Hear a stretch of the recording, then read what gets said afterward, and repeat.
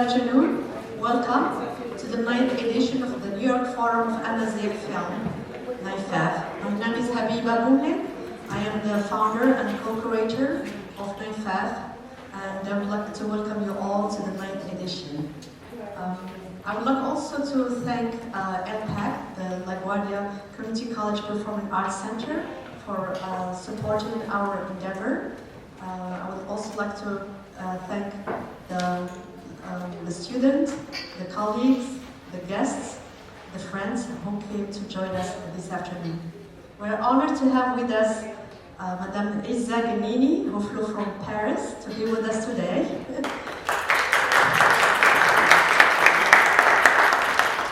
So when we were thinking about a theme for this edition, we thought about events unfolding in the world, and then we thought about the theme of memory and resilience. And we thought that many of the films that Izza produced speak to this theme, because the theme of resilience and memory, I think, is quite relevant to all of us, right? It's a universal theme. We have memories, we lose memories, and we need to show some resilience because of the events, as I said, that are unfolding in the world today.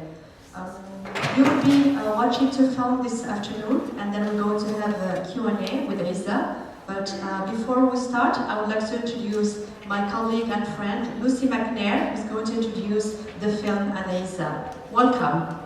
Welcome, Lucy. Hi, everyone. I feel kind of nervous. Izza's here. I met her last summer, and I thought, wow, wouldn't it be great if you came to New York? And here you are. So I'm feeling kind of nervous.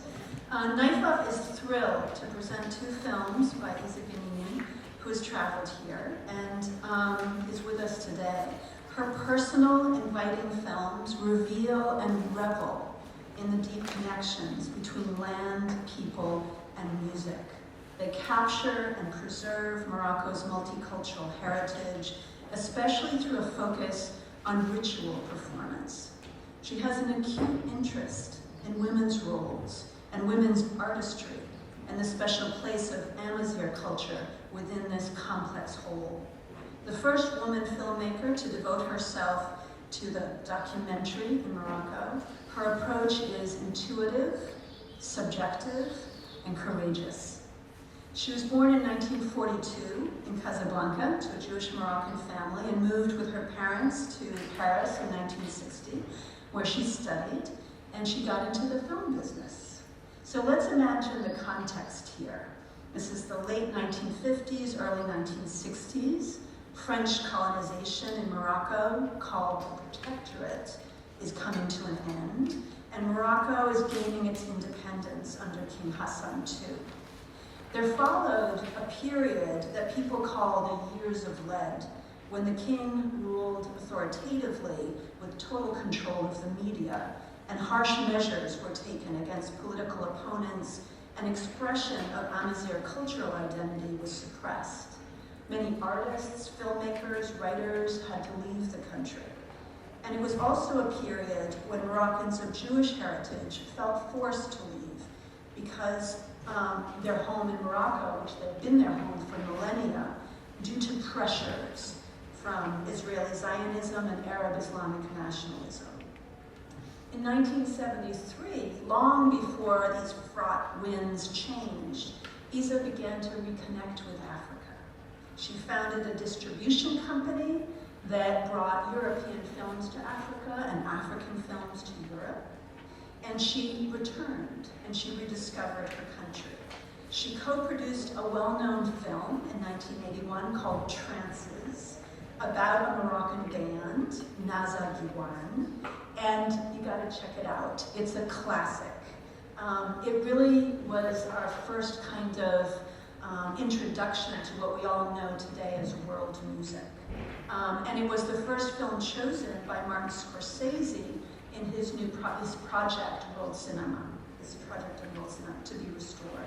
So the four films we're showing from Izza today and tomorrow at Columbia are made between a 10-year period, 1987 to 1998, I think. I'm not sure if those are exact. And it's a decade of work that Izza has called the Irreplaceable School of Documentary. They're part of a series called Morocco, Body and Soul. And I want to say it's not easy to go with your body and soul. She's a self-taught woman filmmaker in a very male-centered industry. She's a diasporic outsider, focusing on Amazigh culture and women's artistry in a time of discrimination and repression. But she avoids political confrontation in favor of intimate encounters, friendship, and collective celebrations. She establishes an outsider-insider perspective, a diasporic transnational approach to the roots of Moroccan life.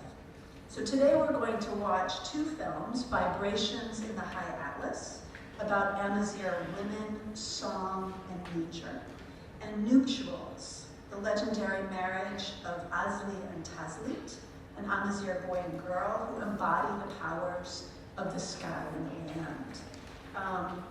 As the African cinema scholar Stephanie Vanderpeer notes, these films make music visible. It is a character, it's a language.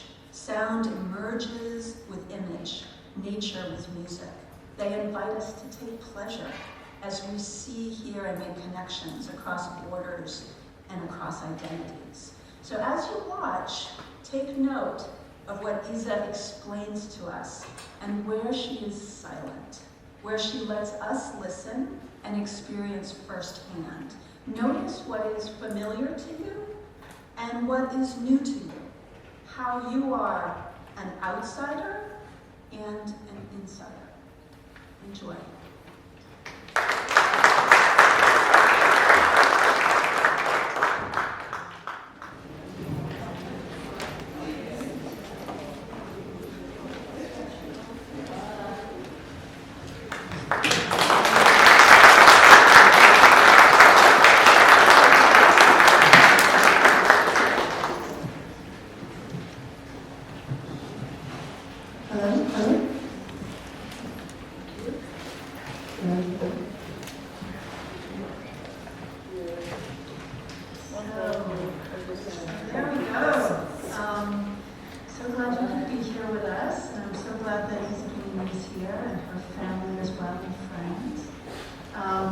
So I'm going to introduce Wafa Bahri, who's a very important member of the NYFAF team. She holds a PhD in linguistics with a focus on sociolinguistics. And her research examines language maintenance and revitalization of the Tunisian variety of Tamazight. Her recent work has turned to a lot of different topics that include language and gender, and now also with us towards cinematic discourse in Amazigh film. So she's going to join us to just ask a few questions, get to know Izza a little bit, and then we'll open it up to the floor and you can ask questions as well. Hi. Hi. How are you? I'm okay. I'm much better now. Yes. Yes. You've seen these films before. Yeah. Yes. And you know, I haven't seen it for long. I haven't seen them for a while, I would say. And it was moving to see them again.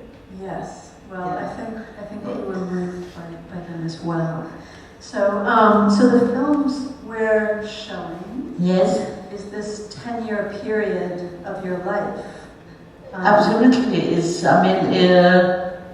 I started with some other documentaries, and this were part of it. And yes, it was part of this recognition of Moroccan culture. And it was in the same time something familiar and something new to me. And because as I'm not an ethnomusicologist or anthropologist, I only made things with my feelings, not with my knowledge, as I said before. So that's it. Yeah. I wanted to share what I was feeling myself.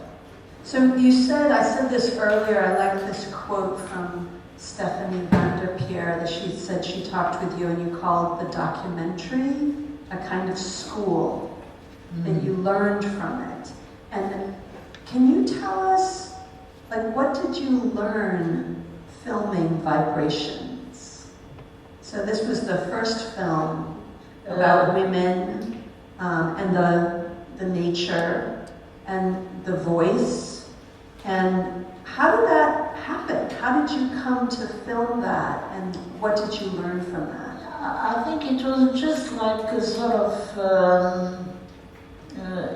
you know, when I was looking at the film again tonight, I remembered when I showed this film many years ago at Jean Rouch Film Festival in Paris.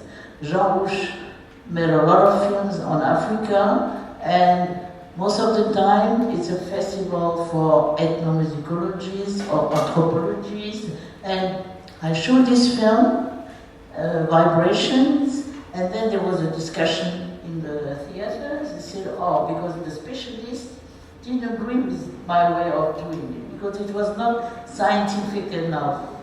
And then it was there was sort of debate, and then I realized that I made an impressionist film, not a scientific. And I could check it today when looking at the film. I was more trying to give some impressions or some feelings than to explain something about the way of life or even about women's. I was not imagining, I was not planning to make a film on women or on girls, on this ballet. Just wanted to show that this link that happens between nature and gesture and music and sound. That's what I was feeling and that I was hoping to show. Speaking always about vibrations, Yes. and this intersection between women, first of all, like you said, women as guardian of nature, of the environment, of the traditional heritage, but also they are guardians of the music, of the singing. And speaking about this intersection between women and the music, some might find it contrastive given the socio-cultural context of where the movie is made. How do you speak to that? I think now I see things that probably I was not so well aware of it. You know, like when, for instance, these women holding such heavy task, because it was not only to carry this heavy wood, but to cook, so many. They really ran so many, and you see the man just walking beside with his hand on his butt. You know, I had this. I can see it now with the distance, you know, and that was their way of life. I hope that if I had to go back now to this ballet, because this film was shot more than 30 years ago, so I wonder what shall I see now. There's a film we showed last year, the year before, called Myopia. A film called Myopia, Myope, de Sana Akoud. I don't know if you know it, but it starts, this was filmed last year or the year before, it starts with an Amazigh woman walking with the same weight on her back. So I'm not sure, we'll see. Yeah. Tell us about how Nuptials was filmed. So the second film, you know, we see this amazing ceremony, and people seem to be having so much fun in it. You kind of want to just join in, you know, and yet, you know, what was your role there? Was it an enactment? Was it something that was organized for the camera? Did you participate in it? How did that happen? You know, the film is opened by the leader of the troupe, the feminine troupe, who said, he says to me, Izza, you came to me, you asked me to organize a ceremony, so it's said from the beginning that it's not a real wedding. It's said from the beginning that we represent something which is which symbolizes a wedding, a nuptial. But we were not in a royal wedding.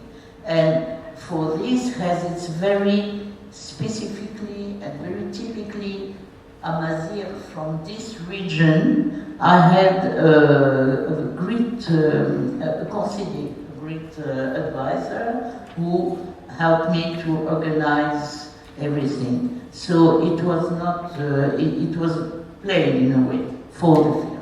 Just because, but up to now, there is a mountain in the Atlas where there is every year a ceremony we call la foire des fiancés. J'ai oublié le nom. There is a ceremony. They exist, and they say that the girl can and they can choose themselves their own fiancé.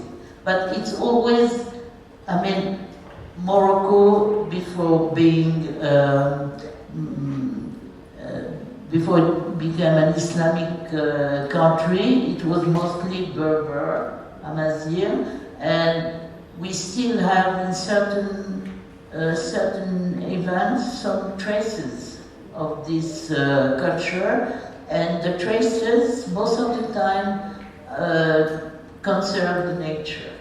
Like, for instance, there is a Jewish Moroccan tradition which is called the Mimouna, which grows, it's specifically Moroccan. It's not particularly Jewish, but specifically Moroccan because it's a celebration of spring most of the time. All the symbols we put on the table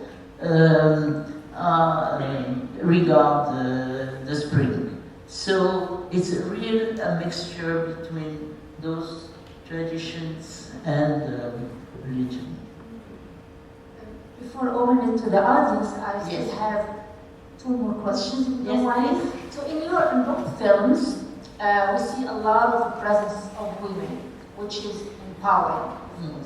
However, most of the women kind of like, they're depicted like abiding by the stereotypes of modesty, shying away from the camera. We hear them singing, but with a little script, they do not speak or talk to the camera boldly.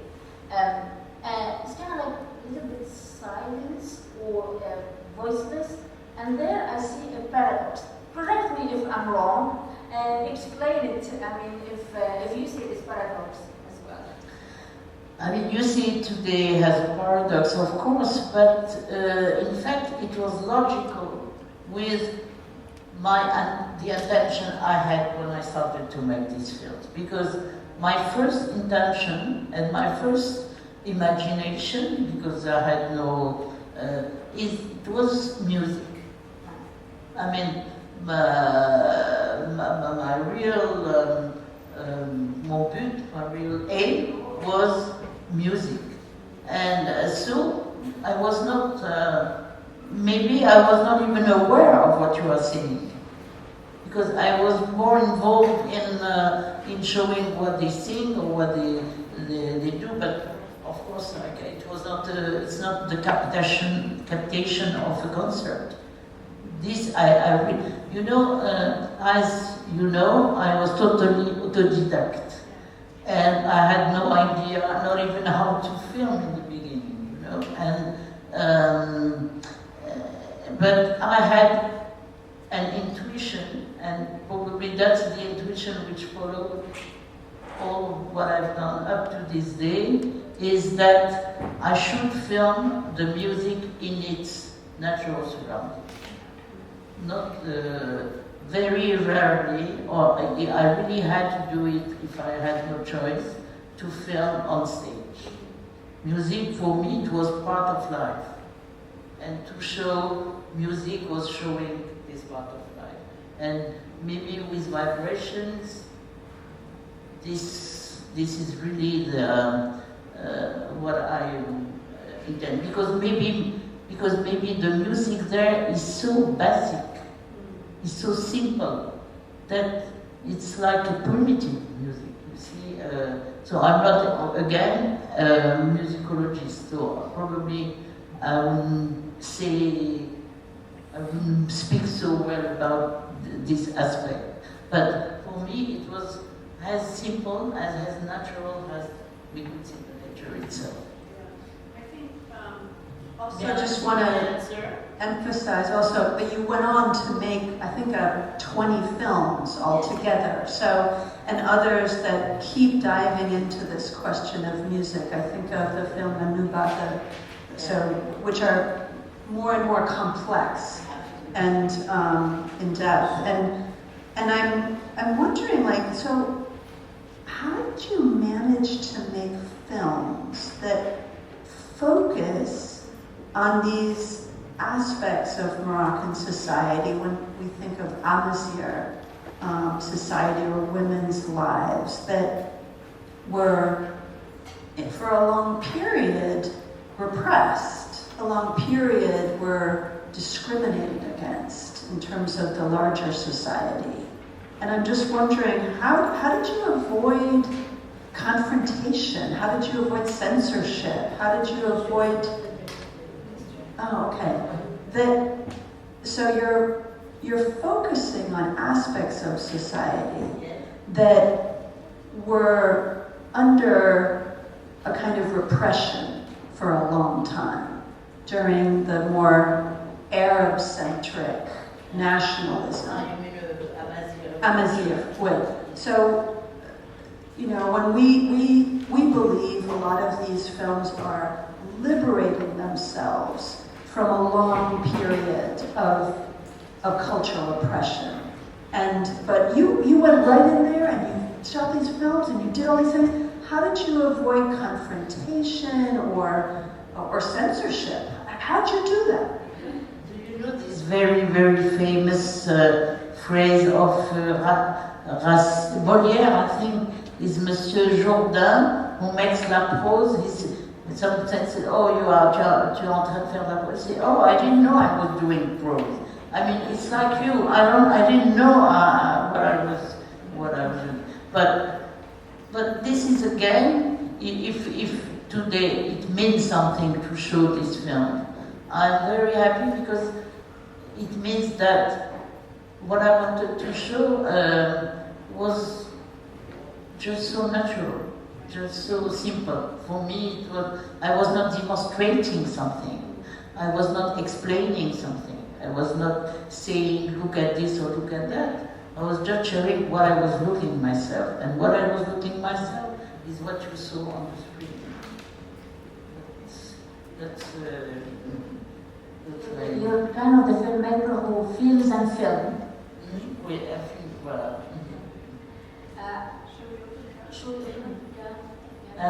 Before, I just would like to say one word, because you mentioned trances, you mentioned Scorsese. I want to say that this trip in New York is just under the spell of magic.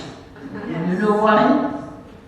Because by chance, I am with Manoni, the director of the film, and we are in the same time in New York, and we didn't know. He didn't know that I was here. I didn't know that we are in the same hotel at the same time. And here we have Stuart Shapiro. Please, Stuart. Stuart Shapiro is in 81 or maybe 2. The film was invited at the New York Film Festival by Susan Sontag, rest in peace, and Rich Raoul, rest in peace. They saw the film in Cannes when I organized the screening. They invited it here, And Stuart just had launched his famous cable TV program called Night Flight, which is still on today. And so that means that we will be together, Stuart, Maluni, and I, in New York. We make a pic and we send it to Scorsese.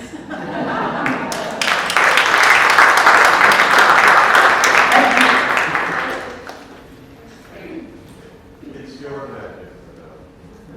You are the magic.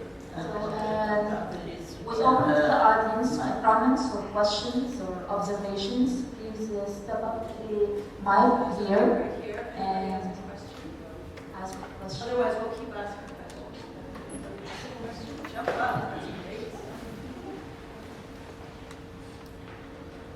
Hello. I was more so interested in why these stories were so important for you to tell. Just the significance that they have to you and the significance they have enough to show to us.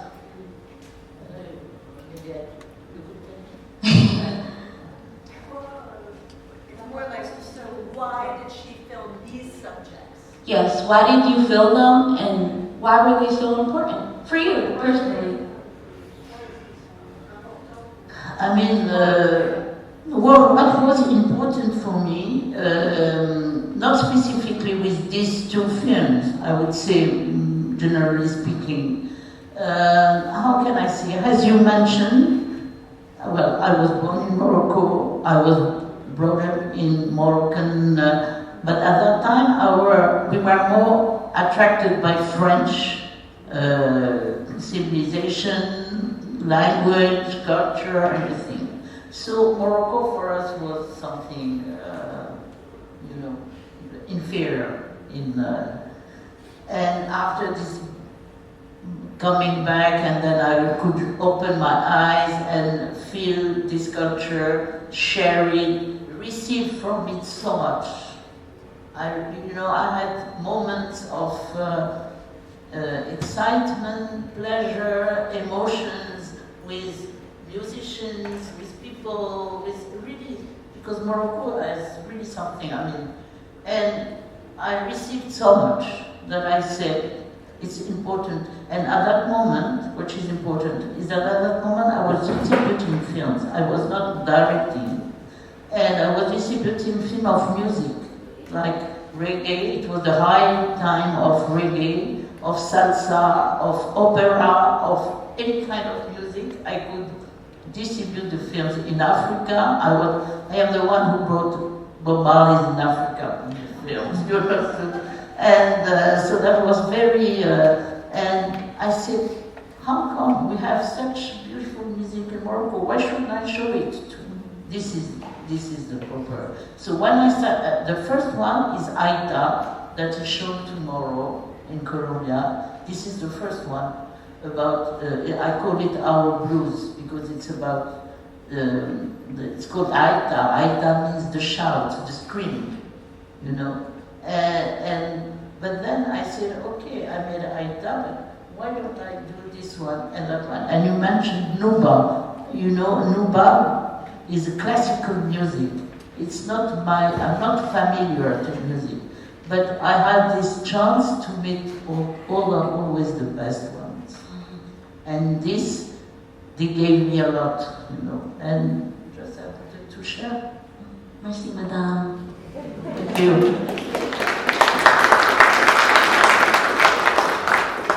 Another question? Anybody else please talk?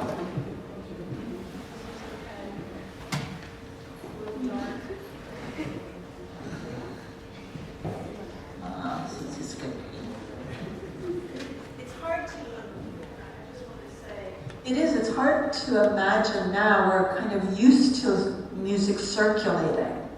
And, it's hard to imagine how new this music was when Izza first started producing it and then circulating it and then making it herself. Because it's really, it began at some point. These were two really beautiful films. And part of the reason why they were so beautiful is because because they captured the beauty of the land and the beauty of the people. And ordinarily I would not make a generalization about the beauty of the people, but somehow you managed to really capture something about the people that you showed, and it was extraordinarily beautiful. During the first film, you mentioned the word Berber land in Berber, and during the second film, you also talk about the Berbers. I don't think that you talk about the Amazigh, and I wondered why. And whether or not you thought there was any sort of contradiction or conflict between Berber and Amazigh. Berber, it seems to me, is a name of long duration that one could argue was imposed upon people, and Amazigh is an indigenous, self-developing term. Or am I wrong in that? What is your impression? If I understood the Berber and Amazigh. Yeah, you know, as a Moroccan born in Morocco for a long time, I never heard the term of Amazigh. It's something very new. And now we speak about Amazigh language, about even Amazigh writing. You know, now when you cross Morocco, you will find all these signals, hipoka, in Arabic, the Tifina, which is the Amazigh writing, spelling, and French. And this is very new in Morocco. It's when already the King Hassan II, and now very openly with Mohammed VI, it became recognized as a national part of the Moroccan nation. Right. The language is, there are schools of Berber, there is a sort of ministry of Amazigh, but they don't say Berber, they say Amazigh. But I'm not linguist enough to explain why, but this is a fact too, that I would naturally speak about Berber. I have to make an effort on my mind to say Amazigh. But Amazigh is also a very ancient term. So what would be your explanation as to why that is not the current term? That's a great history. Amazigh, c'est un terme ancien, Oui. depuis longtemps. Oui. But what was the question? Why should... So what is your explanation as to why it is not more current? Well, I don't know. This is maybe because during the French occupation, or maybe because, you know, the Amazigh culture was, comment dire, put aside or not recognized. And but now today it's totally open. So maybe there is a political reason or a linguistic reason. But I must say I'm not, I don't know enough to say it. Thank you. You're welcome. Thank you. Another question or comment? Oh, yeah. It's a good question, though, just for people who aren't familiar, that we are kind of transitioning from Berber to Amazigh in terms of... Sure, I should maybe say a few words about this. So, when we started, so when we started 9 years ago, actually, we called this event the Amazigh Film Festival, and that was the first and last time we used the term Amazigh, because one of the... I'm sorry, yes, I meant the Berber Film Festival, and that was the first and last time we used the term Berber, and then we switched to Amazigh because we thought that it was the right thing to say and to use, because it reflected what's going on in North Africa, what's going on in the diaspora. As you said, people have been using the term Amazigh since the 60s, 70s, with the cultural movements, the Amazigh cultural movement that started to develop, interestingly enough, in France before North Africa because of censorship that Lucy you mentioned before. And so the films that Izza made about the music could not really be censored in Morocco because it's, as you said, it's about music, it's about culture, it's about heritage, and it's also maybe something that Morocco could look at as part of the Moroccan folklore. So there's no need for censorship there. And it's not about the political situation, it's not about freedom of speech, it's about the way of life, as Izza said. And so thank you so much, Lenny, for asking the question. And I think one of our goals here is to educate our audience. We mainly have students, and we have colleagues too, so I think it's important for them to know what's going on in North Africa and also in the diaspora. So the term Amazigh is the term that is now used not only by the activists, but also by the media and also by the institutions. I'm also happy to maybe just not report, but say that Morocco has acknowledged its diversity in its constitution, linguistic diversity, cultural diversity, historical diversity. And if you read one of the oldest newspapers in Morocco, you see the dates using different calendars, including the Hebrew calendar. So Morocco has embraced this diversity, and the Amazigh culture is just one part of it.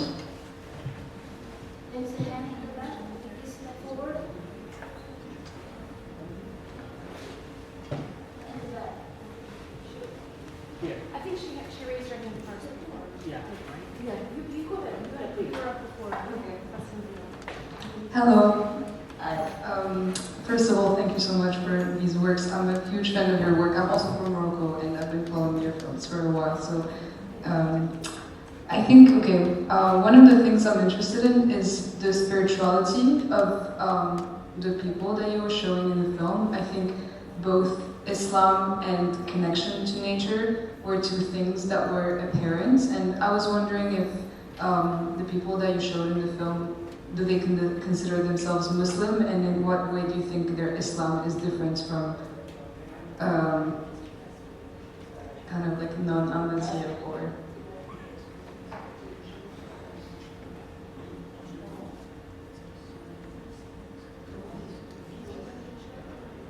You know,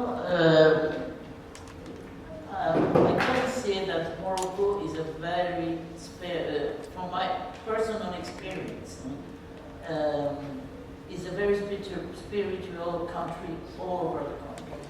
I mean, la présence des marabouts, there are pilgrimages, there are museums, it's something, I don't know. I'm working now on a new film, and that's exactly what I'm trying to understand. How makes this country so spiritual and so with special character? So it's not obvious in those two films that you saw today.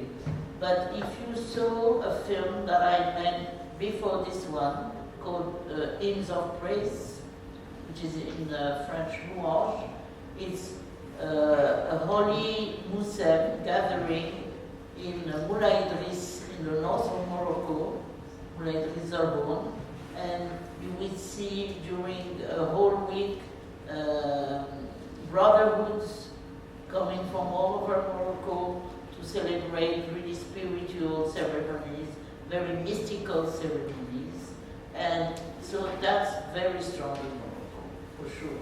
It doesn't appear here because maybe we are in the heart of Amazigh region and culture. But if you go to other cities or other places around Morocco, you will find a real strong mystical atmosphere.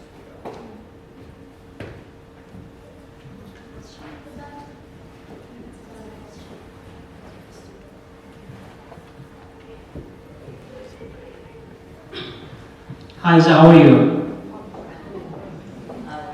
Well, basically, I'm an actor and also I'm interested in directing. So, but earlier you said that in your early career you didn't know how to film, like how to direct, right? So I'm just wondering, like, how did you get here? What do you think that? Are you like self-taught or like did you go somewhere to learn like directing? How did you do it? By my mistakes. I never learned, in fact. You know, as I said many times, and I repeat, we have in Arabic a phrase that says "Habal tarbah." Habal tarbah says, "Be crazy, you get it." That's exactly what I did. I did things only by madness. I said, I want to do this, and I tried to do it. It hasn't been easy every day, far from it.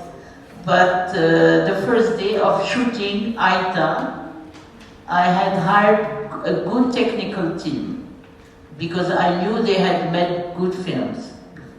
And I said, I want to make myself a film on this woman, the Fatna Bint Hussein. And but I never met. I was not even trainee on a film before. I was producing, distributing, but never on a set, never on the part of direction. And the first day of shooting, everything was ready. I had written the script, of course, and everything ready. And I was waiting for the scene to start. And they said, what do we do? I said, I don't know. So because I really didn't know nothing about directing. But then I learned from a film to another one that finally directing is not, it's not knowing the camera, and that is just try to have your ID translated. And it's but this I understood from a film. Maybe, but we always learn. I cannot say that today I know, but I'm still learning. And one last question. So, like, when you direct, so how do you know, like, some people are good actor and some are bad? So how do you difference them? How do I write? So how do you, was the question? Like bad actors and like good actors, like how do you see like divide them? Like if see directing some play or some film or something, if that makes sense. How do you differentiate? Yeah, like how do you choose people like to get in your film?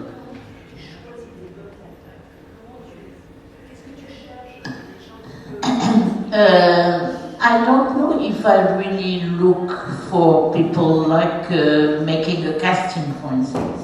I imagine a director, he needs actors, he will organize a casting and then he will choose between this and that. That was not my way at all. Most of the time, people that I was inspired to make a film with them were people that I met before.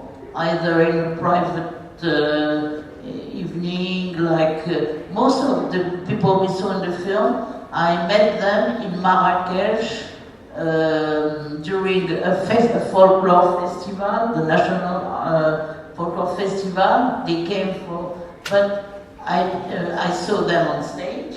But then after stage, and I had good friends organizing this festival, I could go with them backstage and spend time with them backstage under the tent and enjoying just for fun. They were not working. And it is this kind of relationship that I had with most of the people that I filmed, that I had who inspired me to make films with them.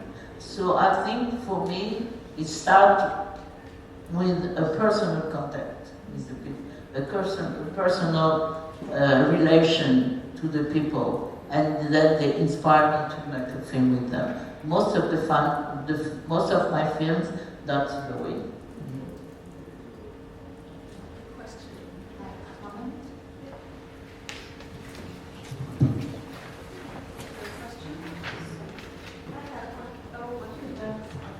Thank you. Hello. Hello. I enjoyed your film so much. Especially, I wanted to ask you about the first one, vibrations. Yeah.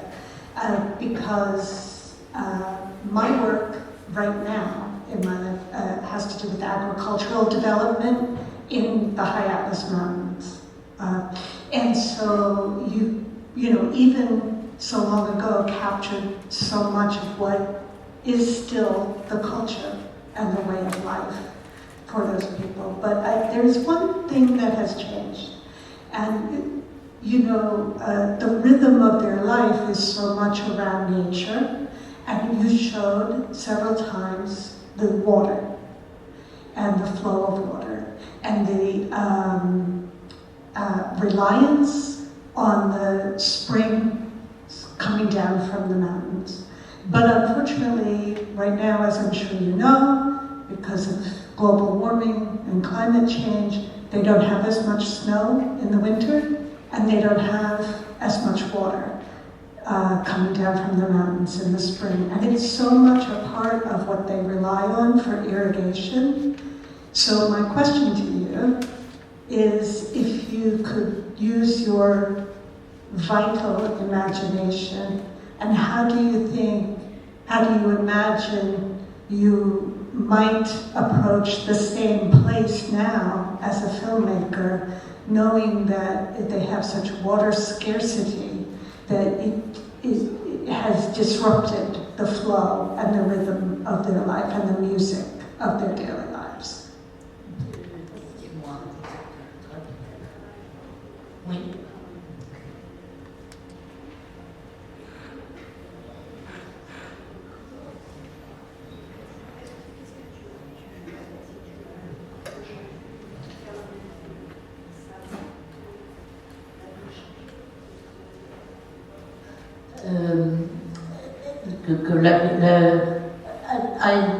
I don't know. I wish I could. You know what I know from this time is that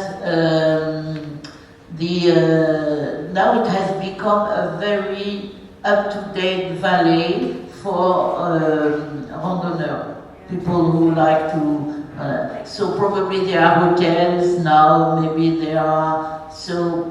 But I haven't been back there for a while.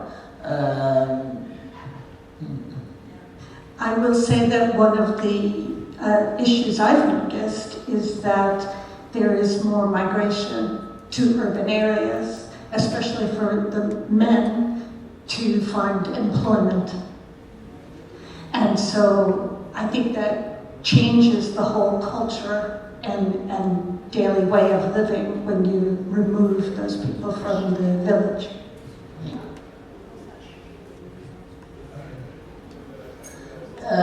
Well, of course, but this is not specific to this valley, but it's all around. For me, there are two Moroccos. Morocco of the Goudron, what do you say? Le Goudron, and Morocco of la Piste. Morocco of the trail and Morocco of the road. Yeah, because now Morocco is getting there, is modernizing itself a lot. I mean, myself, from only in 10 years, everything changes. So many highways, so many, they transform airports, they transform. Now we have the TGV, you know, the very fast train. It's getting more and more modern. But there still is a part in the mountains or in the countryside which is left aside of this. In what we saw, I don't think they are so well concerned because of the tourism. Now there is more and more ecological or nature tourism, like trekking. It's a very famous place for trekking now. So, but still, it's a certain tourism. It's not the Marrakesh tourism, for instance. So, I think for the moment, Morocco has still a few good years before. Yeah. So I think we're going to have to wrap that up, unfortunately. And I Did you want one more question? Yeah, because probably very quickly. So, as a viewer and as a reader of your bio, and as Lucia highlighted earlier in the intro, I see you as very much one insider. You're Moroccan, just like any other Moroccan. Reading about you, even when watching your films. But then there is this other side of people who would probe or characterize your cinematographic look as an outsider. How practical are you with this classification? I'm not gifted for classification at all. But what I say, I don't know if I answer your question, but what I experience is that I started those films, as you know, many years ago, some decades ago. And at that time, I mean, Lucy probably knows it, and here I came to Margaret Film Festival. I went to all over the world to show my Moroccan documentaries, which I started like playing, like a game for me. And Moroccans were not so concerned. I mean, they were invited everywhere, but not by Moroccans. But now, since a few years, finally there is a real connection with the public, with the Moroccan public. Now it is as if finally, because so many people passed in the film, so many things may have changed. So now they consider it's really their own patrimony. And that's now there is an encounter, I can say, between Moroccans and Africans. So am I an outsider? Am I an insider? I don't know. You must say it. Well, maybe I'll end with that. Is that what I love about these is that there's this word that film critics use. They say spectatorship. It just means that perspectives, that there are multiple perspectives here. There's the people who are performing for each other. And then there's the camera watching and then performing for the camera. And then there's us. And I think what is really fun is that Izza, in a way, she kind of, you kind of pose the question, where do you want to be? Do you want to be in it or outside it? Can we be both, inside and outside? So. I have the reason. I have the answer. And the answer was while shooting a film called Louange and Marhon, because there is a scene of shooting which is partly in those films. We were shooting, and there was such an atmosphere of this music. It was a very great, vivid rhythm. The cameraman left the camera and we went dancing. So I think this is the answer.